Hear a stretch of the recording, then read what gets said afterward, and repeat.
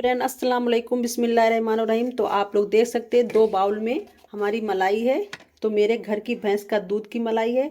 तो चलते हैं इसका कैसे घी निकालेंगे और हमें इसकी 3 रेसिपी बनाना है। तो किस तरह से बनाएंगे, तो चलते बनाना शुरू करते हैं। मलाई से मक्खन निकालने के लिए हमें साइड में करना है बाउल। तो बाउल को हमने साइड में कर दिया है। तो हमने बड़े साइज का एक ले लिया है तसला आटा गूंदने वाला। तो सारी मलाई हमारी जाएगी तसले में। तो पहले हम छोटे वाले बाउल की मलाई निकाल कर तसले में ट्रांसफ़र कर दे रहे हैं। छोटे बाउल की मलाई हमने निकाल कर तसले में कर दी है। अब हमें बड़े बाउल का मलाई निकालना है। तो मलाई से मक्खन और मक्खन से घी कैसे निकलेगा, तो आप लोग पूरी वीडियो हमारी देखते रहिएगा।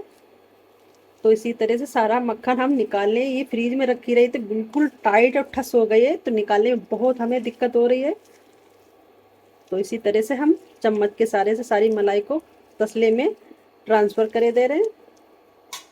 बाउल में हम डालेंगे गरम पानी यानी गुनगुना। तो इस तरह से हिलाएंगे तो जितनी मलाई हमारी बाउल में लगी है सारी पिघल जाएगी। ये देखिए कितनी आसानी से पिघली जा रही है। और जो चम्मच में लगी वो भी हमारी पिघल जाएगी। और एक छोटे वाले बाउल में उसको भी हम गुनगुना पानी डालकर इस तरह से इसको धोएंगे और गुनगुना पानी मलाई में डालते जाएंगे। तो आप लोग देख सकते हैं कितनी बढ़िया तरह से मलाई हमारी निकली है। कम से कम 8 और 10 दिन की बनी हुई मलाई है हमारी। तो कम से कम वजन में ये 2 किलो है। तो आप देख सकते हैं कि इसमें घी कितना निकलने वाला है। तो आप लोग पूरी वीडियो में बने रहिए, हम बार बार आप लोगों से कहते जा रहे हैं। तो हमने गर्म पानी डाल दिया है। तो मलाई में हमने गर्म पानी डाल दिया है। जो फ्रीज से हमारी मलाई निकली है तो ये नॉर्मल हो जाएगी, बिल्कुल ज़्यादा ना ठंडी रहेगी ना गर्म, मीडियम रहेगी। तो जल्दी से मक्खन निकल आएगा। तो इसमें हम डालेंगे 1 चम्मच भरकर, तो मलाई में हम डालेंगे 1 चम्मच भरकर सोडा। इससे बहुत जल्दी से मक्खन निकल आएगा। तो आप इस जगह पर इनो भी डाल सकते हैं और नींबू का रस भी डाल सकते हैं। तो कम से कम हमें 10 मिनट के लिए रेस्ट के लिए छोड़ना है। मलाई में सोडा डालने के बाद में मलाई फूल चुकी है। तो बस इसी चम्मच से हमको मलाई को फेंटना है कम से कम 10 से 15 मिनट तक, जब तक हमारी मलाई से मक्खन ना निकल आए। तो 10 से 15 मिनट हो चुके हैं मलाई से मक्खन को निकलते हुए। मक्खन हमारा निकल चुका है, छाछ बिल्कुल अलग हो गई है। ये देखिए तो मक्खन भी बंधने लगा है। तो मक्खन को हमें चम्मच के सहारे से इकट्ठा करना है, फिर हाथ से दबा दबा के लड्डू ऐसे बना के दूसरे बर्तन में करना है। और ये देखिए ना मेरा हाथ गंदा हुआ है ना मेरी पूरी चम्मच खराब हुई है। और तसले और चम्मच के सहारे से हमने सारा मक्खन निकाल लिया है। तो सारे मक्खन को इस तरह से हम इकट्ठा करे ले रहे हैं चम्मच के सहारे से। फिर हम लड्डू ऐसे बांधेंगे। तो अब हाथ के सहारे से हम मक्खन को इस तरह से लड्डू बना बना कर तैयार करेंगे। ये देखिए जितना इसमें एक्स्ट्रा दूध या छाछ जो भी निकलेगा वो दबा दबा के हम निकालते जाएंगे। तो मैंने ले ली कढ़ाई। तो कढ़ाई में ही हम मक्खन को रखते जा रहे हैं। कोई दूसरा बर्तन हमें अभी नहीं गंदा करना है। तो ये देखिए जितना दबा दबा के निकालोगे उतना ही छाछ इसमें निकलती जाएगी। ये देखिए तो इसी तरह से सारे मक्खन को हम निकालते जा रहे हैं। जितना तसले में मक्खन निकला था तो सारा हमने निकाल के कढ़ाई में कर लिया है। जो ये दूध या छाछ बोलिए जो निकला है इसको हम एक बाउल में करे दे रहे हैं। और ये तसला ऐसे ही हम रख देंगे, इसी में हम गूंद लेंगे पूड़ियों का आटा।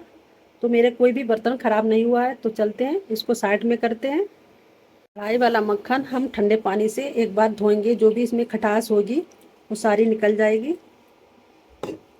तो इसको इस तरह से हम दबा दबा कर निकालेंगे पानी, इसका जो भी खट्टापन होगा तो सारा निकल जाएगा। ये देखिए तो मक्खन मक्खन हमारा साइड में है और पानी पानी एक साइड में निकल रहा है। ये देखिए तो मक्खन हमारा ठंडे पानी से धुल चुका है। तो जितना ये पानी है तो एक बाउल में हम कर दे रहे हैं। तो हमने बताया था ना कि तसले में पूड़ियों का आटा गूंदेंगे, तो उसी में हम ये पानी यूज कर लेंगे कि भैया दूध का है तो हमें बर्बाद नहीं करना है, कोई ख़राब चीज़ नहीं है।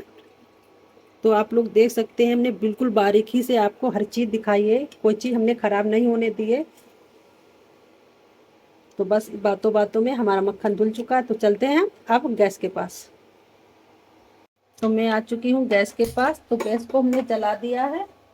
तो इसके ऊपर रखेंगे हम कढ़ाई घी बनने के लिए।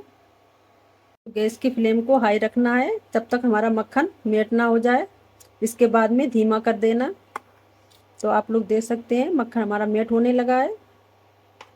हाई फ्लेम में हमने मक्खन को पिघला लिया है। गैस की फ्लेम को कर दिया हमने अब धीमा। तो हमें धीमी आंच में घी को पकाना है। तो ये देखिए कितनी बढ़िया तरह से घी बनकर तैयार हो रहा है। तो दूसरे चूल्हे पे घी बनेगा। तब तक जो छाछ हमने निकाली है उसका बनाना है मुझे पनीर। तो कम से कम 2 से 3 मिनट में हम पनीर बना के आपको दिखा रहे हैं। तो 4 बूंद हम विनेगर के डालने हैं। फट तो वैसे भी जाएगा, मगर हमने डाल दिया अच्छी तरह से पनीर बनकर तैयार हो। और बराबर इस तरह से हमें चलाना है। ये देखिए।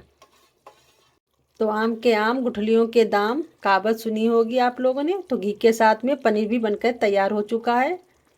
तो चलते हैं एक बाउल में इसको हम निकाल लें। पनीर का सारा पानी हमने निकाल दिया, खट्टा वाला जो हमने विनेगर डाला था। और साफ ठंडा पानी डाल के अच्छी तरह से पनीर को हमने धो लिया है। इसको दबा दबा कर इसका सारा पानी हमें निकालना है।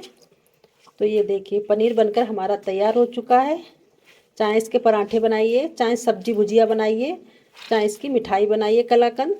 तो बस तो एक रेसिपी हमारी बनकर तैयार हो रही है। तो पनीर बनकर तैयार हो चुका है। तो चलते हैं हम गैस के पास। तो जब तक हमने पनीर बनाया तब तक हमारा घी बनकर तैयार हो चुका है। तो 2 मिनट और लगेंगे, थोड़ा घी को हम खड़ा करेंगे। तो 2 से 3 मिनट हो चुके हैं घी को खड़ा होते हुए। तो आप लोग देख सकते हैं कितना बढ़िया परफेक्ट घी बनकर तैयार हो चुका है। और सौंधी सौंधी इसमें घी की खुशबू आने लगी है। तो गैस की फ्लेम को करे दे रहे हम बंद। और घी ठंडा हो जाए इसके बाद हम छानेंगे। तो घी अच्छी तरह से बनकर तैयार हो चुका है। तो घी हमारा ठंडा भी हो चुका है। तो बस अब इसको हम छानेंगे एक बाउल में। हमने ले लिया है बाउल। तो बाउल के ऊपर रख दिया हमने छन्ना। और छन्ने के ऊपर हम अब डालेंगे थोड़ा थोड़ा करके घी। तो सारा घी इसी तरह से हम छान लेंगे। तो आप लोग देख सकते हैं कम से कम 8 से 10 दिन की मलाई का 2 बाउल भर के हमने घी निकाला है। तो चलते हैं अब तीसरी रेसिपी की तैयारी करने के लिए। इसे जो खोजड़ निकला है उसमें हमने 1 गिलास दूध डाल दिया है। स्वाद अनुसार हमने चीनी डाली है। और 1 इलायची हमने फ्लेवर के लिए डाल दिया। और हमको जब तक पकाना है जब तक इसका पानी ना सूख जाए। तो आप लोग देख सकते हैं खुरचन का पानी सब सूख गया है। अब इसमें हम डालेंगे आधी कटोरी सूजी। तो इस जगह पे आप गेहूं का आटा भी यूज कर सकते हैं। सूजी डालने के बाद में गैस की फ्लेम को करना है धीमा। और बराबर हमें इसी तरह से चलाते रहना है। और आपके पास जो भी ड्राई फ्रूट आप लोग खाते हो वो आप इसमें डाल सकते हैं। और बराबर इसी तरह से चलाते रहिए। ये देखिए कितनी बढ़िया मज़ेदार बचे हुए घी की खुरचन की बनकर मिठाई तैयार हो चुकी है। तो चलते हैं एक बाउल में इसको ट्रांसफ़र करने के लिए। तो तैयार हो चुकी है मलाई से हमने 3 रेसिपी बनाई है। आप लोग देख सकते हैं हमने घी बनाया है और पनीर बनाया और टेस्टी लाजवाब मिठाई भी बना के तैयार की है। आप लोगों ने पूरी रेसिपी देखी होगी। अगर आज की रेसिपी अच्छी लगी हो तो प्लीज़ मेरे चैनल को सब्सक्राइब, लाइक, शेयर और कमेंट करिएगा। अगली रेसिपी के साथ फिर मिलेंगे। अस्सलाम वालेकुम, खुदा हाफिज़, बाय बाय।